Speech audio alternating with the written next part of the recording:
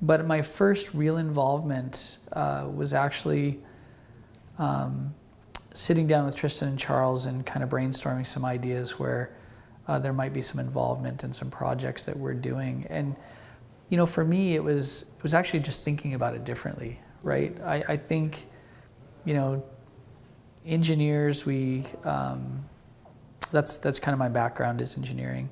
And we tend to understand design and project work. And but when we talk about like water systems and wastewater systems, we want them to be hidden. There's over, I can't remember the last number, but certainly over 14,000 kilometers of pipe underground.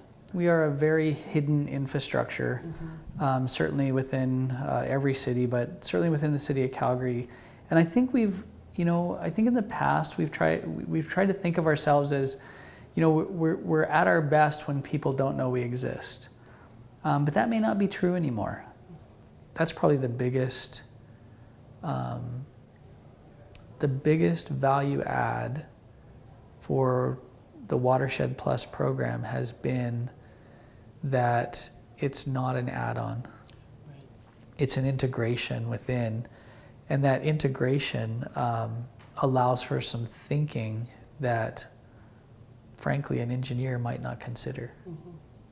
And so I think it's enhanced people's ability to think outside the box in some of these things where it's not only about function. And as engineers, often, you know, we're just trying to solve a problem, but we're not thinking about it in terms of connecting with people or even aesthetic value sometimes, right? It's like, you know, just fix the problem. Right. I've actually seen people changing their oil into a catch basin, right? Which is, you know, one of those things that you're just like, man, you are not connecting the dots here.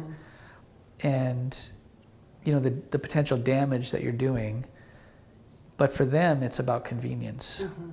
As we started to talk about their vision for Watershed Plus and, you know, the involvement of artists at the beginning of a project, you know, and, you know, it was such a new concept, and the fact that for me, the value add wasn't just that we were getting art involved in the project, it was changing the way we thought about ourselves as a utility. And for me, it changed the way we were thinking about that hidden part, right? I actually found it quite valuable, you know, meeting the different artists and talking about their projects and the way that each one approached what we do kind of differently and had a different perspective and different ideas. So I really enjoyed that, and I think I got way more out of it than they probably did, just in changing the way I think. Not just that I'm learning a lot and starting to think differently, but I think it's helping connect people to what's going on out there. I think the level of engagement has been good. I think, you know, the challenge is always it's artistic freedom and expression, and then we might put some constraints on, well, here's what you can fit it into. Again, we try to just play the facilitator role, I think, and you know, there's a lot of different ideas that were kind of kicked around, and then it became a need for a little bit more space to kind of communicate the message about the third landscape. And so we were approached about it, you know, hey, what about Ralph Klein Park? You've got this, you know, huge wetland. It's a great area that might be an opportunity. And so for us, you know, we have to work with the practical side of it too. Even as much as one of our leaders at the time, his horse is actually in there. In the film. That he was the connection because he was the leader of our storm group.